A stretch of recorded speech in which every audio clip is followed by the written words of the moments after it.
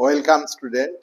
আজকে আমি আলোচনা করব পাকিস্তানের একটি প্রদেশ বালুচিস্তান। বালুচিস্তান পাকিস্তানের একটি অংশ বা প্রদেশ। এই বালুচিস্তানের একদিকে আরব সাগর, অর্থাৎ এটা পাকিস্তান মূল ভূখণ্ডের যে আরব সাগর অংশ, এই আরব সাগরের সঙ্গে বালুচিস্তান সরাসরিভাবে যুক্ত আছে। বালুচিস্তানের পশ্চিম দিকে ইরান, বালুচিস্তানের পশ্চিম এবং উত্তর দিকে আফগানিস্তান এবং বালুচিস্তানের পূর্ব দিকে হচ্ছে ভারত।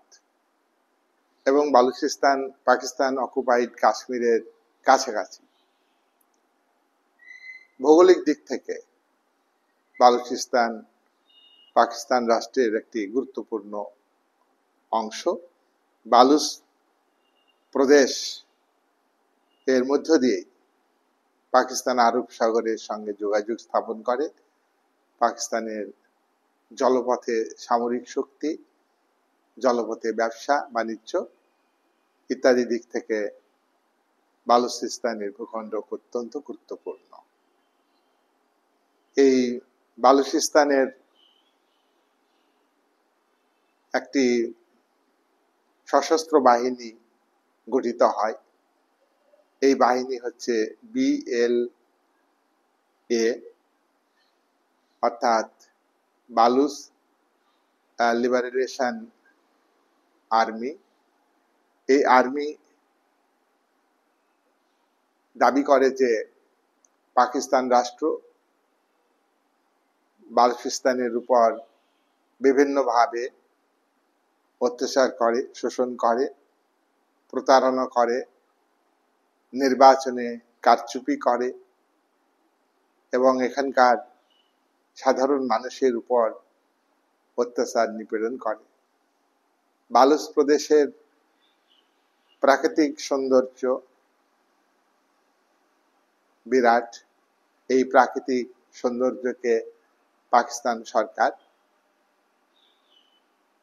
শোষণ করছে এবং ধ্বংস করে দিচ্ছে। আর বালুচিস্তানের মানুষের ধর্মনিরপেক্ষ চিন্তা ভাবনা, বালুচিস্তানের মানুষ শান্তিপ্রিয়। পাশাপাশি পাকিস্তান সরকার পাকিস্তান ভূখণ্ডের মানুষের মধ্যে মৌলবাদের বিষ ছড়াচ্ছে, সাম্প্রদায়িকতার বিষ। মুসলিম মৌলবাদী জঙ্গি সংগঠন পাকিস্তান ভূখণ্ডে বহু গড়ে উঠেছে। এগুলিকে বালুচিস্তানের জাতীয়তাবাদী গণতন্ত্র প্রিয় মানুষ তারা সমর্থন করে না। BLA, ব্ল্যাক প্যান্থার আর্মি, অর্থাৎ কৃষ্ণাঙ্গ জাতীয়তাবাদ সংগঠন। এই কৃষ্ণাঙ্গ জাতীয়তাবাদ সংগঠন বা ব্ল্যাক প্যান্থার আর্মি অর্থাৎ BPA থেকে সৃষ্টি হয়েছে BLA, বালুচ লিবারাল আর্মি। এই বালুচ লিবারাল আর্মি বালুচিস্তান প্রদেশে বিশেষ ভূমিকা পালন করে। পাকিস্তান মিলিটারি বাহিনীর ধারাবাহিক বালুচিস্তানের জনগণের উপর যে অত্যাচার চালাচ্ছে তার বিরুদ্ধে সশস্ত্র লড়াই BLA করে। BLA-র দাবি হলো যে বালুচ প্রদেশকে স্বাধীনতা দিতে হবে। বালুচ প্রদেশের সংস্কৃতি, শিক্ষা, তাদের যে মূল্যবোধ, বিশ্বাস, অনুভূতি, আবেগ, তার সঙ্গে পাকিস্তান ভূখণ্ডের অন্য অংশের মানুষের অনেক পার্থক্য আছে। তাই এই সশস্ত্র বাহিনী, বালুচিস্তানের বিএলএ সশস্ত্র বাহিনী এখানে পাকিস্তান সরকারের ত্রুটিগুলি তুলে ধরে, পাকিস্তান সরকারের অনমনীয় দমনপীড়ন নীতিকে তুলে ধরে। এর বিরুদ্ধে বিএলএ বালুচের জনগণকে সংগঠিত করে। 2025 সালে বালুচিস্তানের রাজনীতিবিদ এবং বালুচিস্তানের প্রাক্তন মুখ্যমন্ত্রী আব্দুল মালিক বলেন যে অনেকদিন ধরে, বেশ কয়েক বছর ধরে ধারাবাহিকভাবে বালুচ প্রদেশে পাকিস্তান সরকার, পাকিস্তান মিলিটারি বাহিনী অর্থাৎ পাকিস্তানের রাজধানী ইসলামাবাদ থেকে খুবই হস্তক্ষেপ করছে, রাজনৈতিক হস্তক্ষেপ করছে। বালুচ প্রদেশে পাকিস্তান সরকার জনবিরোধী নীতি গ্রহণ করছে, আর বালুচের মানুষের 80 লাখ মানুষের উপরে তারা বিভিন্নভাবে অত্যাচার করছে। ইসলামপন্থী, উগ্রবাদী ইসলামপন্থী, জঙ্গি ইসলামপন্থী, তারা পাকিস্তানের আভ্যন্তরীণ ক্ষেত্রে অত্যন্ত ক্ষমতালোভী, তাদের কাছে পাওয়ার বড়। পাকিস্তান সরকার টেকে না। পাকিস্তানে আজ অবধি প্রায় বহু প্রধানমন্ত্রীকে হত্যা করা হয়েছে। বহু প্রধানমন্ত্রী তার ফুল ফর্মে পদে থাকতে পারেননি। কোন প্রধানমন্ত্রী ব্যক্তিগতভাবে মানবিক হলে এবং পাকিস্তানের মাঝে মাঝে গণতন্ত্র প্রতিষ্ঠিত হয়েছে, কিন্তু সেই গণতান্ত্রিক সরকারকে, ভুট্টোকে যেমন হত্যা করেছে। ইমরান খান বর্তমানে জেলে আছেন, তিনি সন্ত্রাসবাদের একটু হলেও বিরোধিতা করেছিলেন। বর্তমানে যে প্রধানমন্ত্রী নওয়াজ শরীফ, তিনি কিন্তু জঙ্গি সংগঠনকে সরাসরিভাবে সমর্থন করছেন। তিনি যদি জঙ্গি সংগঠনকে, জঙ্গি নেতাদের সমর্থন না করেন তাহলে ক্ষমতায় টিকে থাকবেন না। তাহলে বালুচিস্তানের মানুষের মনের মধ্যে এবং বালুচ লিবারাল আর্মির মধ্যে, সশস্ত্র বাহিনীর মধ্যে এই মনোভাব গড়ে উঠেছে। এটা বালুচিস্তানের প্রাক্তন মুখ্যমন্ত্রী আব্দুল মালিক বলেন। তিনি বলেন যে, আব্দুল মালিক বলেন যে ফেব্রুয়ারি মাসে যে নির্বাচন হলো বালুচিস্তানে, সে নির্বাচনে নামে প্রহসন চলেছে। পাকিস্তান সরকার মিলিটারি বাহিনী দিয়ে জোর করে নির্বাচন করেছে, জনমতকে নিজেদের ফেভারে নিয়ে গিয়েছে। তাই আব্দুল মালিকের যে পার্টি, সেই পার্টি নির্বাচনে হেরে গিয়েছে। আব্দুল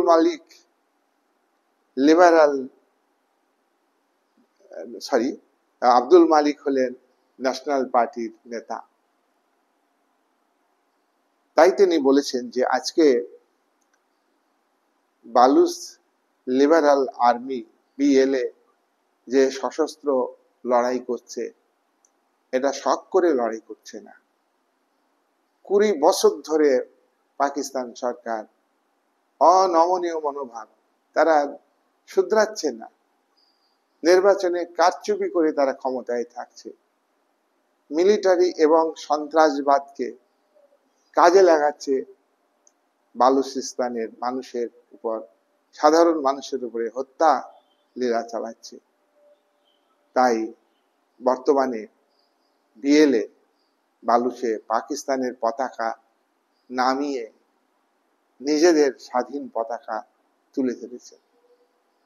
বিএলএ ভারত সরকারের কাছে দাবি করেছে যে নয়াদিল্লিতে আমাদের এম্বাসি অর্থাৎ কূটনৈতিক মিশন খুলতে দেওয়া হোক।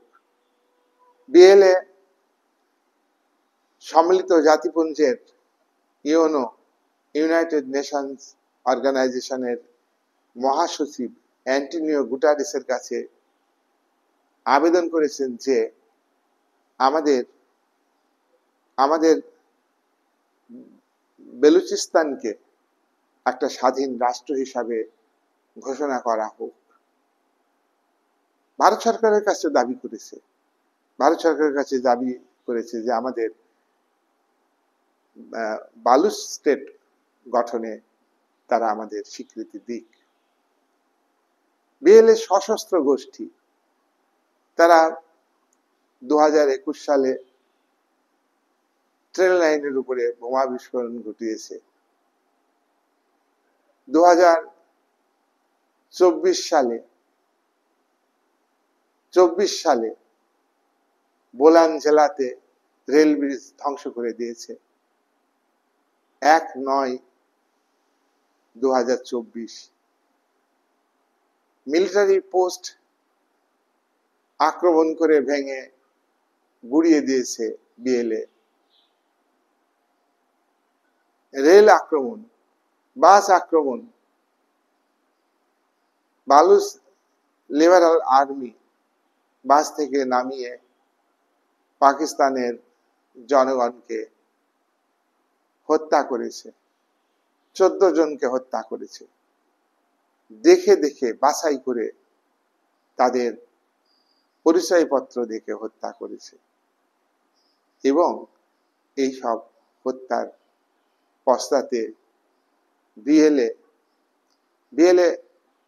বিএলএর আসল যে টার্গেট শুধু এগুলো হত্যা নয়, আসল টার্গেট হচ্ছে তাদের রাজনৈতিক পলিটিক্যাল টার্গেট হলো যে আলাদা রাষ্ট্র গঠন করতে হবে, আলাদা সার্বভৌম আমরা রাষ্ট্র চাই।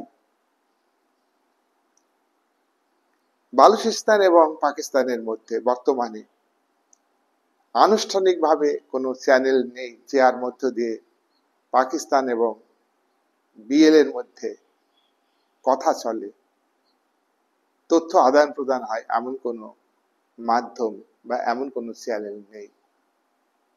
তবে চ্যানেল নাই ঠিকই, কিন্তু তবে কিছু কিছু সংবাদ মাধ্যমে বিএলএর সঙ্গে পাকিস্তান গভর্নমেন্টের যোগাযোগ আছে। বিএলএ মাজিদ ব্রিগেড তৈরি করেছে। 2022 সালে 31 বছর বয়সী এক মহিলা বিএলএর পক্ষে পেটে বোমা বেঁধে আত্মঘাতী হয়েছে। এই ঘটনা হচ্ছে বিরল। এই ঘটনা প্রমাণ করে বিএলএ শুধু সশস্ত্র লিবারাল আর্মি নয়, এর সঙ্গে বালুচিস্তানের যুবক যুবতীরা যুক্ত আছে। বালুচিস্তানের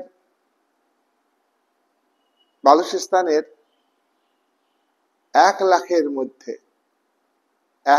মধ্যে 65% 30 বছরের নিচে। নারীদের নিয়োগ বাড়িয়েছে। বালুচিস্তানে পাকিস্তান সরকার অবহেলার ফলে, যেমন পূর্ব পাকিস্তানকে পাকিস্তান সরকার ইসলামাবাদ অবহেলা করেছিল, পূর্ব পাকিস্তানের কোনো আর্থিক উন্নতি হয়নি, যোগাযোগ ব্যবস্থার উন্নতি হয়নি, স্কুল কলেজ তৈরি হয়নি, ব্যাংক তৈরি হয়নি। পূর্ব পাকিস্তানের মানুষের খাদ্য অভাব ছিল, হাহাকার ডেকে গিয়েছিল। তাদের বিভিন্ন ভাষার আন্দোলন ছিল ঠিকই, মূলত অর্থনৈতিক বঞ্চনার বিরুদ্ধে তারা স্বায়ত্তশাসন দাবি করেছিল। পরবর্তীকালে ভারতের সশস্ত্র সেনাবাহিনীর সাহায্যে পাকিস্তানের 1 লাখ সেনাকে যুদ্ধে পরাজিত করে বাংলাদেশ রাষ্ট্র গঠিত হয়েছে। তাহলে বালুচিস্তানের ক্ষেত্রে এই ধরনের হবে না এমন কথা বলা যায় না। আজকে বালুচিস্তান বালুচ লিবারাল আর্মি শুধু নয়, এর সঙ্গে 81 লক্ষ মানুষের সহানুভূতি, সিম্প্যাথি, তাদের সমর্থন, তাদের ভালোবাসা, তাদের শুভেচ্ছা রয়েছে।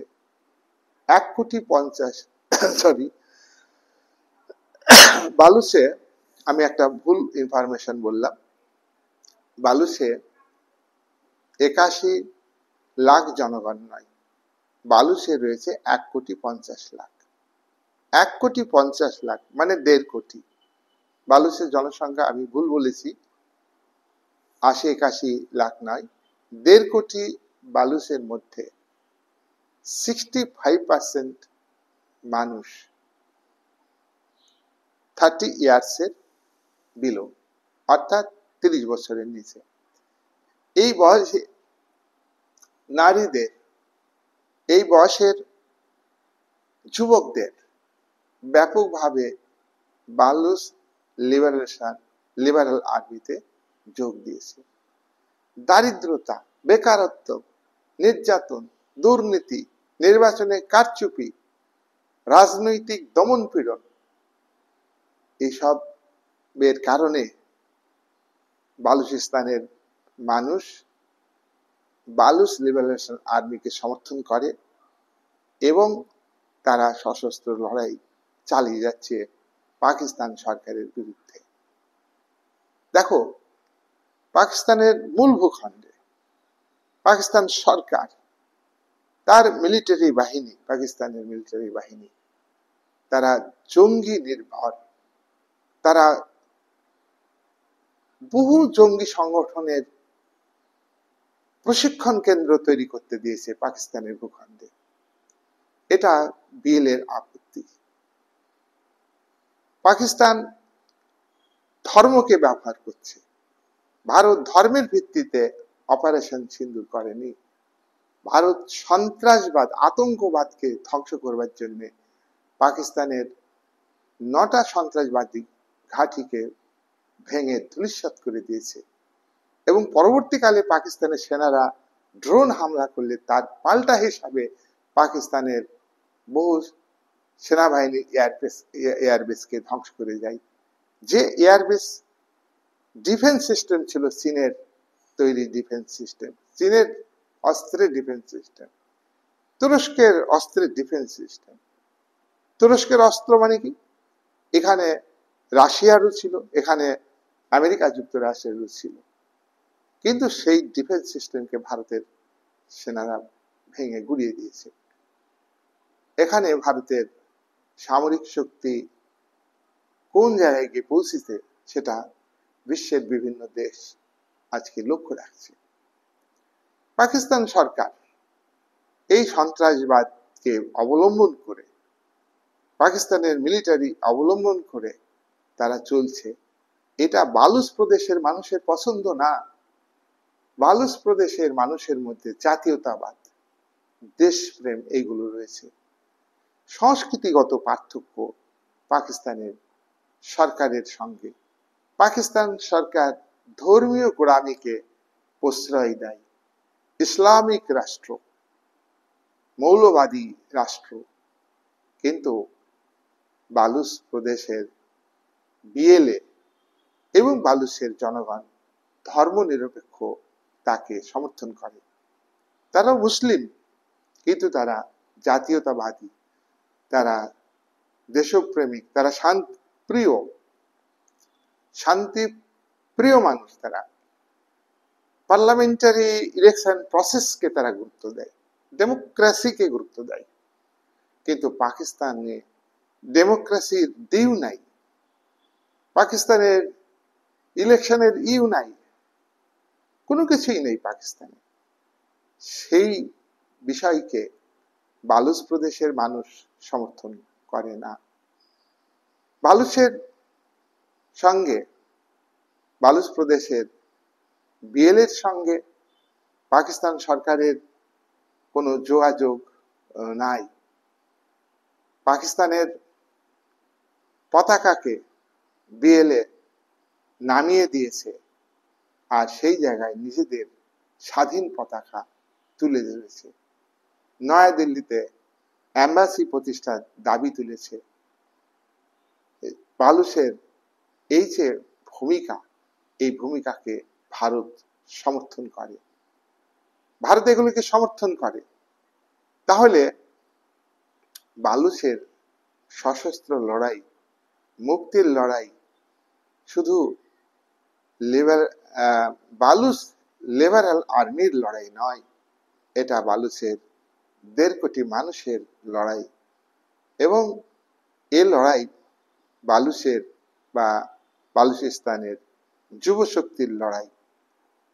যেমন ইটালির ম্যাচ্ছিনি তার নিজের দেশের ইটালির যুব শক্তিকে ঐক্যবদ্ধ করতে সক্ষম হয়েছিলেন, ঠিক বালুচ লিবারেল আর্মি এই বেলুচিস্তানের যুব শক্তিকে, নারী পুরুষ এদেরকে ঐক্যবদ্ধ করতে সক্ষম হয়েছে।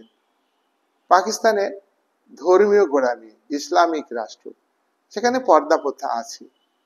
নারী সমাজের অর্ধেক শক্তি, সেই নারী শক্তিকে পাকিস্তান সরকার গুরুত্ব দেয় না।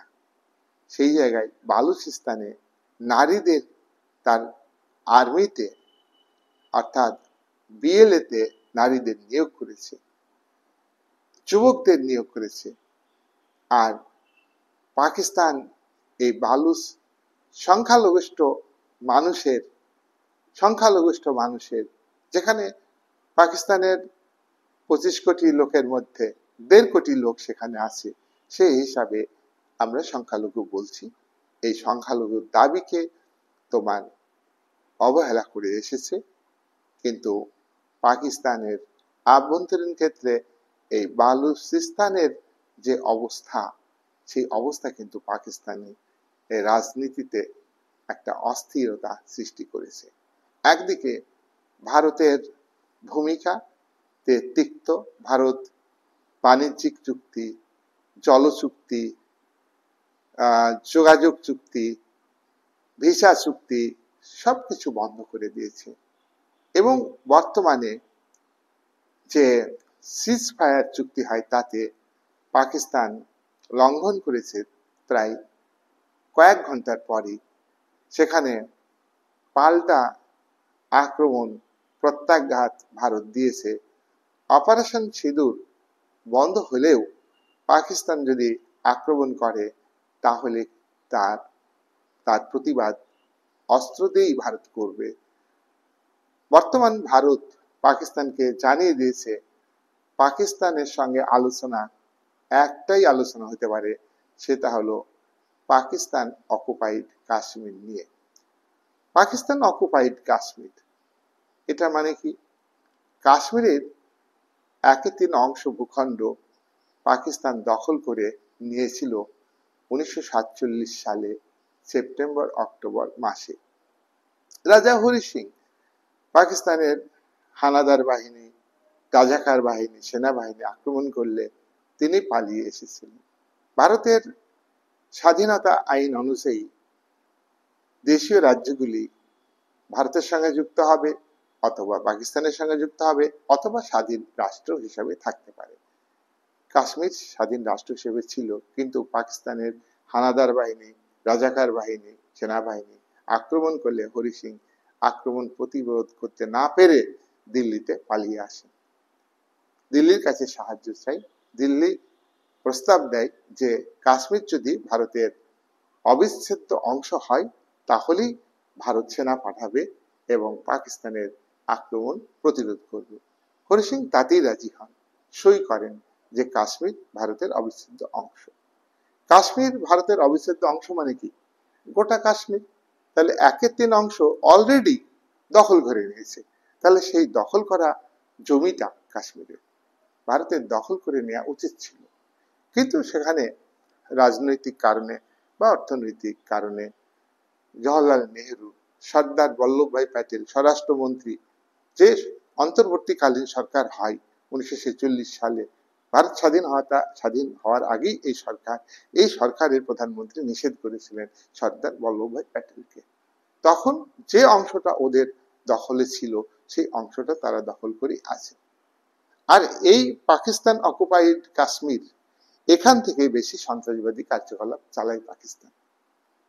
এবং যে 9টা সন্ত্রাসবাদী ঘাঁটি ভেঙে দিয়েছে সেটা পাকিস্তান মূল ভূখণ্ডের মধ্যে 5টি, আর পাক অকুপাইড কাশ্মীর পিওকে এটা ছিল 4টি। এইটা নিয়ে একমাত্র ভারত কথা বলবে, আর কোনো কথা বলবে না।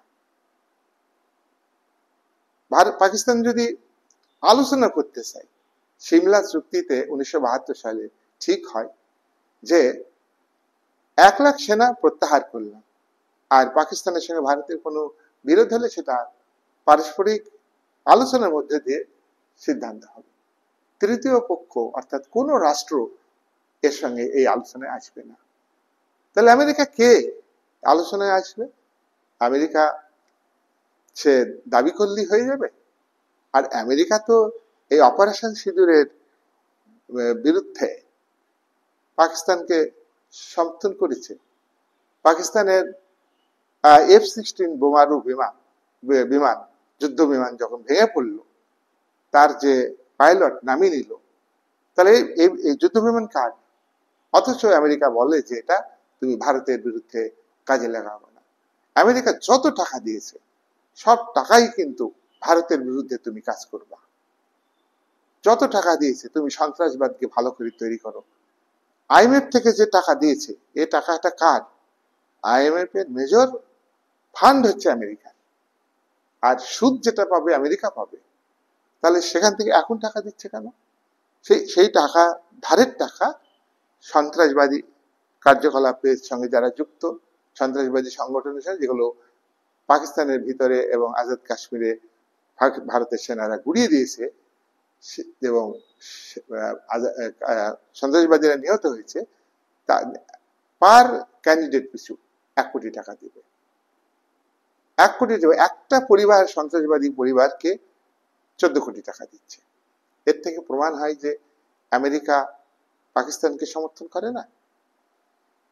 তাহলে আজকে আমেরিকা 2021 সালে তার যুদ্ধের সরঞ্জাম BLA কে দিয়েছিল, কিন্তু আজকে আবার পাকিস্তানকে সে যুদ্ধের সরঞ্জাম অস্ত্র দিবে না, তার কি প্রমাণ আছে? তাহলে আমেরিকার যুদ্ধ জাহাজ ভারত মোকাবেলা করল, রাশিয়ার কেনা তুরস্কের অস্ত্র তুরস্ক পাকিস্তানকে দিল, সেটা ভারতের অস্ত্রের কাছে ঘায়েল হয়ে গেল। আমেরিকা চুক্তি করেছে তুরস্কের সঙ্গে, ক্ষেপণাস্ত্র বিক্রি করবে তুরস্কের কাছে। তাহলে ভারত আজকে স্ট্রংলি ডিসিশন নিয়ে জানিয়ে দিয়েছে কারোর সঙ্গে আলোচনা নয়, তৃতীয় পক্ষের কোনো ম্যাটারই নয়। তুমি যদি আলোচনা করো, তোমার সঙ্গে জল নিয়ে, ভিসা নিয়ে, বাণিজ্য নিয়ে কোনো আলোচনা হবে না। আলোচনা যদি ইচ্ছা হয় করতে পারো পিওকে নিয়ে। পিওকে কেন গুরুত্বপূর্ণ? আজকে বালুচ প্রদেশকে পাকিস্তান গুরুত্ব দিচ্ছে না, পিওকে গুরুত্ব দিচ্ছে। পিওকের মধ্য দিয়ে চীনকে রাস্তা তৈরি করতে দিয়েছে, চীনের অর্থনৈতিক রাস্তা, স্বয়ংক্রিয় অর্থনৈতিক রাস্তা। আবার পিওকের একটা অংশ 1963 সালে পাকিস্তান চীনকে উপহার হিসাবে দিয়েছে। সেই জমিটার মধ্যে দিয়েও, অর্থাৎ সেটাও আজাদ কাশ্মীর, সেই আজাদ কাশ্মীর বা পাক অকুপাইড কাশ্মীর, তার মধ্যে দিয়ে রাস্তা দিয়েছে। আর এই রাস্তাটা বেলুচিস্তানের মধ্যে দিয়ে যাচ্ছে। খুব ভালো করে বোঝো, আমাদের আকসাই অঞ্চলে চীনের অবস্থান আছে। আকসাই অঞ্চল ভারতের ছিল, লাদাখে। সেই অংশটা তার দখলে আছে। এখানে একটু ম্যাপ দেখে নেবে তোমরা। সেই রাস্তাটা চলে গেল আজাদ কাশ্মীরের যে অংশ পাকিস্তান চীনকে দিয়েছে, বাবার সম্পত্তি দিয়ে দিয়েছে, আর সেই অংশটি পাক অকুপাইড কাশ্মীরের ভিতর দিয়ে বালুচিস্তান হয়ে ইরানের রাস্তাটা চলছে, আফগানিস্তানে যাচ্ছে। তাহলে চীনের যে বাণিজ্য, অর্থনৈতিক আয় তার বন্ধ হবে। এক্ষেত্রে আবার চীন পাকিস্তান গভর্নমেন্টকে সাপোর্ট করছে। ভারতের আজকে পহেলগাঁ হত্যাকে কেন্দ্র করে যে অপারেশন সিঁদুর ভারত করেছে, জঙ্গি দমন, বাট কখনোই বলেনি যে পাকিস্তান রাষ্ট্রকে আমরা আক্রমণ করেছি। আমরা আক্রমণ করেছি আতঙ্কবাদকে। আমরা বলেছি যে ঘরে গিয়েও আমরা মেরে আসবো, সেটাই মেরে আসা হয়েছে। তুমি অস্বীকার করেছো যে আতঙ্কবাদ আমার দেশে নেই, সন্ত্রাসবাদী ঘাঁটি আমার দেশে নেই, কিন্তু স্যাটেলাইট দিয়ে দেখছে যে আছে। আগেও একবার প্রমাণ করে দেওয়া হয়েছে সার্জিক্যাল স্ট্রাইকের মাধ্যমে। সম্মিলিত জাতিপুঞ্জের সাধারণ সভাতে ভারত প্রমাণ করে দিয়েছে ভিডিও করে যে 38 জন সন্ত্রাসবাদী ঘাঁটিতে নিহত হয়েছে। সন্ত্রাসবাদী 38 জন, তার পাশে ছিল সেনা। অর্থাৎ সেনা এবং সন্ত্রাসবাদীরা একসঙ্গে প্রশিক্ষণ দেয় ভারত রাষ্ট্রের বিরুদ্ধে লড়াই করার জন্য। তাহলে এখানে বুঝতে হবে যে চীনের দ্বিমুখী নীতি, আবার আমেরিকার দ্বিমুখী নীতি। আমেরিকা ভারতের সঙ্গে বাণিজ্যিক সম্পর্ক বজায় রাখার জন্য, ভারত 142 কোটির দেশ, এখানে মিডিল ক্লাস প্রায় 30%। তাহলে এত কোটি মানুষের মধ্যে সে ব্যবসা করে, সেই ব্যবসাটা বজায় রাখার জন্য ভারতকে বলছে তুমি থামো, তো আলোচনা করো, অমুক তমুক। কিন্তু বলতে পারে, সে বললো মানে যে ভারত মেনে নিল তা নয়। আবার পাকিস্তানে অস্ত্র বেচার জন্য, তার কারণ পাকিস্তান একটা আমেরিকার মানে অস্ত্র বেচার একটা বিরাট জায়গা। আজকে ইসরায়েল যে পক্ষ হয়েছে আমেরিকা, হামাস যে যুদ্ধ চলছে, সেখানে মধ্যপ্রাচ্যের দেশগুলিতে অস্ত্র বেচতে পারছে না। তাহলে পাকিস্তান তার পদোন্নত একটা রাষ্ট্র, সব সময় ঋণের চালে জড়িয়ে ফেলেছে। ঋণ প্রয়োজনে দেয়, প্রয়োজনে দেয় না। এই তো বলল, যখন পাকিস্তানের প্রধানমন্ত্রী ইমরান খান রাশিয়ার রাষ্ট্রনায়ক পুতিনের সঙ্গে দেখা করেন এবং সহযোগিতা চান, পুতিন রাজি হননি। তখন আবার ইমরান খান পাকিস্তানের আমেরিকায় যান। আমেরিকা প্রশ্ন তোলে যে তোমার দেশ সবসময় সন্ত্রাসবাদী কার্যকলাপে ব্যয় করে IMF এর টাকা, বিশ্ব ব্যাংকের টাকা, অতএব দেওয়া হবে না। আবার কিছুদিন পরে আজ রিসেন্ট যে টাকাটা দিল IMF, এটা পুরো সন্ত্রাসবাদীদের মানে কি বলবো, এটা সন্ত্রাসবাদীদের যে প্রশিক্ষণ কেন্দ্র তৈরি করা, বিল্ডিং তৈরি করার জন্য, ইনফ্রাস্ট্রাকচার তৈরি করার জন্য এই ঋণ দিয়েছে। আর যারা নিহত হয়েছে তাদের একজন নিহত পিছু 1 কোটি টাকা দিচ্ছে। তাহলে প্রমাণ হয়ে গেল আমেরিকা কোন পক্ষে, তুরস্ক কোন পক্ষে, প্রকাশ্যেই বলে দিয়েছে। আবার আমেরিকার সঙ্গে তুরস্ক ক্ষেপণাস্ত্র বিক্রির চুক্তি হয়েছে, সেই সব ক্ষেপণাস্ত্রগুলি আমাদের এই অপারেশন সিঁদুরের এগেনস্টে পাকিস্তানের এয়ারবেসে ব্যবহার হয়েছে। পাকিস্তানের এয়ারবেসে ব্যবহার হয়েছে তুরস্কের অস্ত্র, সেটা মূলত আমেরিকার অস্ত্র, এবং পাকিস্তানের এয়ারবেসে ব্যবহার হয়েছে মূলত চীনের অস্ত্র। চীন প্রকাশ্যে আসেনি, চীনের সমস্যা আছে, চীন আগ্রাসী রাষ্ট্র। পাকিস্তান বুঝতে পারে না, পাকিস্তান নিজের ভালো নিজেই বোঝে না।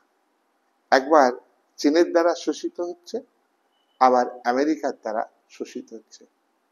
আর সন্ত্রাসবাদের পৃথিবীর মূল ঘাঁটি হচ্ছে পাকিস্তান। সুতরাং এই ঘাঁটি, এই সন্ত্রাসবাদী মানসিকতাকে পাকিস্তানের বালুচিস্তানের মানুষেরা পছন্দ করে না। এখানকার 1.5 কোটি মানুষ বিদ্রোহী হয়েছে, তারা তাদের পতাকা উত্তোলন করেছে, তাদের পতাকা তারা ধরে রাখতে পারবে। তারা মৌলবাদকে সমর্থন করে না, ধর্মনিরপেক্ষতাকে সমর্থন করে। তারা চাইছে প্রিয়কে ভারত দখল করে নিক, তারা চাইছে ভারত আমাদের সহযোগিতা করুক, এবং যদি বালুচিস্তান স্বাধীন রাষ্ট্র হয়ে যায়, আন্তর্জাতিক স্বীকৃতি পাই, ভারতের স্বীকৃতি পাই, তাহলে পাকিস্তানের মাজা আরো ভেঙে যাবে, তার হাড়গোড় একদম ভেঙে টুকরো টুকরো হয়ে যাবে। সেই জার্মানির ভার্সাই চুক্তি যেমন মিত্রপক্ষের দেশগুলি চাপিয়ে দিয়েছিল, জার্মানির অর্থনৈতিক সামরিক অবস্থা ভেঙে গুড়িয়ে গিয়েছিল, ভৌগোলিক দিক থেকে তার সীমানা চেঞ্জ হয়ে গিয়েছিল। আবার দ্বিতীয় মহাযুদ্ধেও আমরা দেখেছি এই জার্মানির দেশটাই প্রায় উঠে গেল।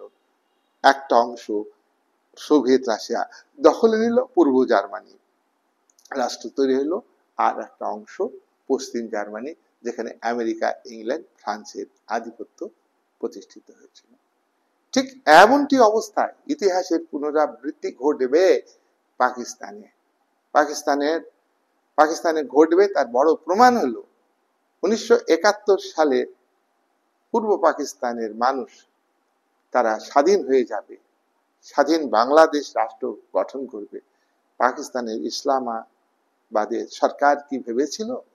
পাকিস্তানের মৌলবাদী শক্তিকে ভেবেছিল? পাকিস্তান তো ইসলামিক রাষ্ট্র, পূর্ব পাকিস্তানের জনগণ প্রায়ই ইসলাম ধর্মে বিশ্বাসী। তাদের কেন শোষণ করলো, তাদের কেন অত্যাচার করলো, নিপীড়ন করলো?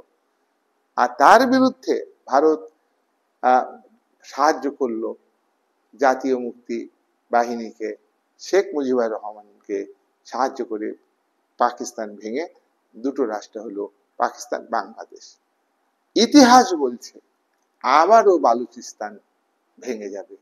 অবশ্য আমাদের ভবিষ্যতের জন্য অপেক্ষা করতে হবে। তবে একটা কথা কি, সন্ত্রাসবাদ মানব সভ্যতার ধ্বংসকারী একটা বিষয়। লোক হত্যা, সম্পদ ড্যামেজ, এ কখনোই টিকে থাকতে পারে না। এখানে তার বড় প্রমাণ, পাকিস্তান টুকরো হয়ে গেল, বাংলাদেশ রাষ্ট্র হলো, পাকিস্তান আবারও টুকরো হবে, বালুচিস্তান রাষ্ট্র তৈরি হবে। আর পাকিস্তান অকুপাইড অংশে জনগণ, অর্থাৎ আজাদ কাশ্মীরের জনগণ, তারা কিন্তু ভারতকে সমর্থন করে। অনেকবার তারা আন্দোলন করেছে। কেন? পাকিস্তানের জঙ্গি সংগঠনগুলি আজাদ কাশ্মীরের সাধারণ জনগণের উপর অত্যাচার করে।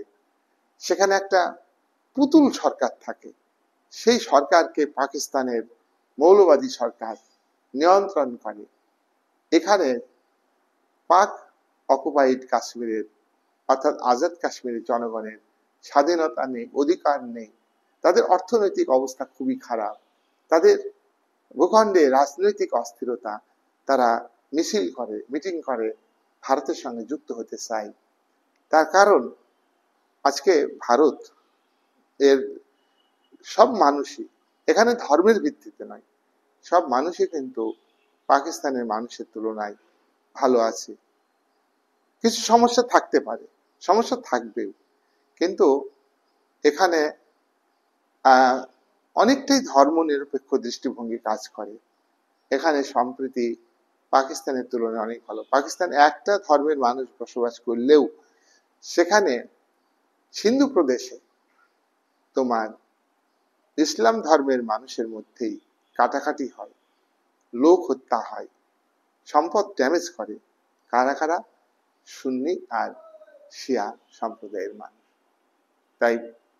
তাই পাকিস্তানের জাতীয়তাবাদী মানুষকে ভাবতে হবে, সাধারণ জনগণকে ভাবতে হবে। তারা অবশ্য চায় না, তারা সন্ত্রাসবাদকে চায় না, তখন সন্ত্রাসবাদীরা তাদেরকেও হত্যা করে। কয়েক বছর আগে একটা শিক্ষা প্রতিষ্ঠানে, ইংলিশ মিডিয়াম শিক্ষা প্রতিষ্ঠানে সন্ত্রাসবাদীরা ঢুকে 150 শিশুদের হত্যা করেছে, শিক্ষার্থীকে হত্যা করেছে। এই 150 শিশুদের প্রায় সবাই মুসলিম সম্প্রদায়ের মানুষ ছিল। তাহলে সন্ত্রাসবাদীরা নিজেদের ধর্মের পরিচয় দেয় ঠিকই, কিন্তু ইসলাম ধর্মে যে শান্তির বাণী আছে, যারা এই শান্তি নীতিকে বিশ্বাস করেন, তারা এই সন্ত্রাসবাদীদের মুসলিম বলে মানেন না, কিন্তু যারা সন্ত্রাসবাদী তারা আবার আমরা মুসলিম বলে জাহির করে। তাই বালুচিস্তানের ভূখণ্ডে যারা মুসলিম, যদি তাদের মুসলিম হিসাবে পরিচিতি দিক পাকিস্তানের জনগণ, পাকিস্তানের জাতীয়তাবাদী জনগণ এটা বলবে না, তাদের বালুচিস্তানের জাতীয়তাবাদী দেশপ্রেমকে সমর্থন করবে, তাদের সুস্থ গণতন্ত্র, সুস্থ সংসদীয় ডেমোক্রেসি তারা চাইছে, শান্তিপ্রিয় ইলেকশন চাইছে, এটাকে সমর্থন করবে।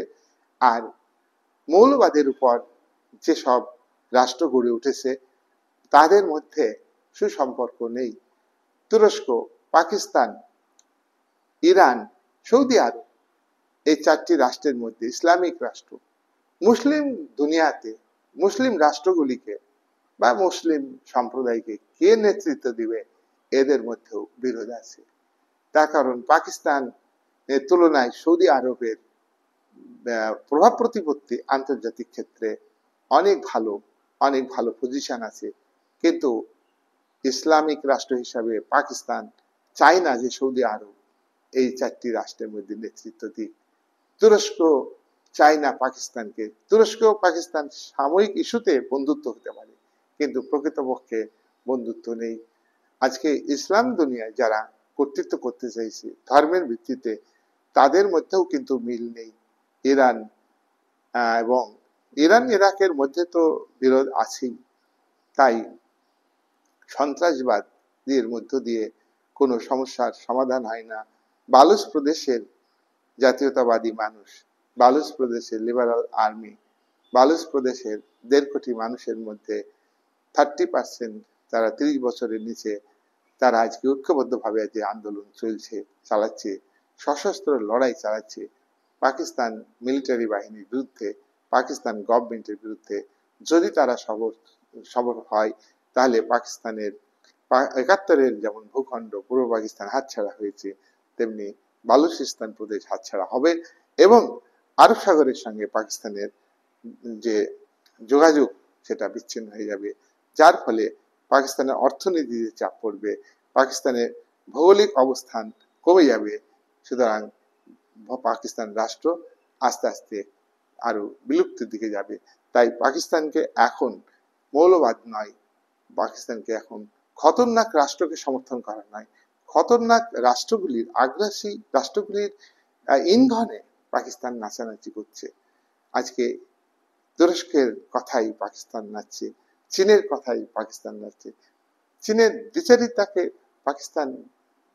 পাকিস্তানকে উপলব্ধি করা উচিত।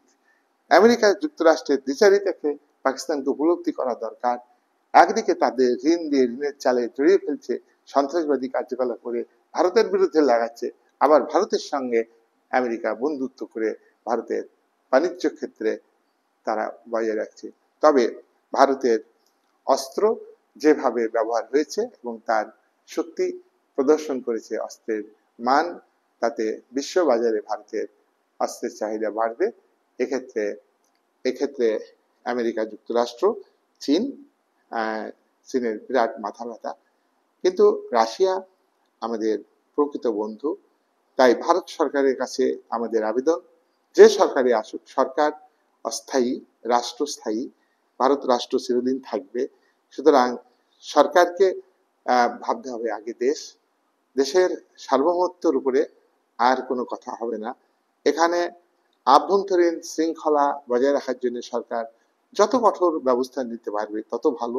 তবে সরকারকে বুঝতে হবে মানুষের আর্থিক সমস্যা কথা ভাবতে হবে। আজকে মণিপুরে যেভাবে অশান্তি চলছে, সেটা ভারতকে সহানুভূতি চোখে দেখে, কাশ্মীরের সাধারণ মানুষ যাতে শান্তিতে বসবাস করতে পারে তার জন্য সিকিউরিটি দিতে হবে। আজকে পাকিস্তানের কাশ্মীরে বহু জঙ্গিদের বাড়ি ভেঙে চুরমার করে দেওয়া হয়েছে, কিন্তু কেন হলো না এটা? পহেলগাঁও হত্যার আগে কেন হলো না? এটা পুলওয়ামাতে যে হত্যাকাণ্ড সেনাদের করা হলো তার আগে কেন হলো না? আজকে পাকিস্তানের ভিতরে সন্ত্রাসবাদকে দমনের যেমন পদক্ষেপ নিল, কিন্তু সন্ত্রাসবাদী এতে শেষ হয় না। সন্ত্রাসবাদীরা ধারাবাহিকভাবে তাদের সংগঠন চালিয়ে যাবে। আর ভারতের আভ্যন্তরীণ ক্ষেত্রে বহু সন্ত্রাসবাদী ঘাঁটি রয়েছে, সেগুলো ভারত সরকারকে সুদৃঢ়ভাবে পদক্ষেপ নিতে হবে। পাশাপাশি পাকিস্তান সরকার যদি সৎ মনোবৃত্তি থাকে, তাহলে ভারতের সঙ্গে সুসম্পর্ক স্থাপন করবে। পাকিস্তান ভারত বিরোধী নীতি গ্রহণ করেই পাকিস্তানের অর্থনৈতিক সমস্যা এত বেড়েছে, এবং সেখানে সন্ত্রাসবাদের বাড়বাড়ন্ত। আজকে সেনানায়ক এবং পাকিস্তানের প্রধানমন্ত্রী জঙ্গিদের শহীদ বলে ঘোষণা করছেন, শহীদ হয়েছেন বলছেন। হ্যাঁ, এটার মানে কি? সে দেশের গণতন্ত্র ধ্বংস হয়েছে, সে দেশের নির্বাচিত প্রতিনিধির কোনো গুরুত্ব নেই, সে দেশের মিলিটারি বাহিনীর কোনো গুরুত্ব নেই, সে দেশের ব্যুরোক্র্যাটদের কোনো ভূমিকা নেই, সে দেশের ভূমিকা আছে সন্ত্রাসবাদীদের। এমন রাষ্ট্র কখনোই শান্তি বিরাজ করবে না আভ্যন্তরীণ ক্ষেত্রে। দেশের অন্য দেশের সঙ্গে অশান্তি সৃষ্টি করতে গেলে ওই যে কথাই আছে, হ্যাঁ, পরের চালে ঢিল মারলে নিজের চালে ঢিল পড়ে, সেটা অনেক প্রমাণ আছে।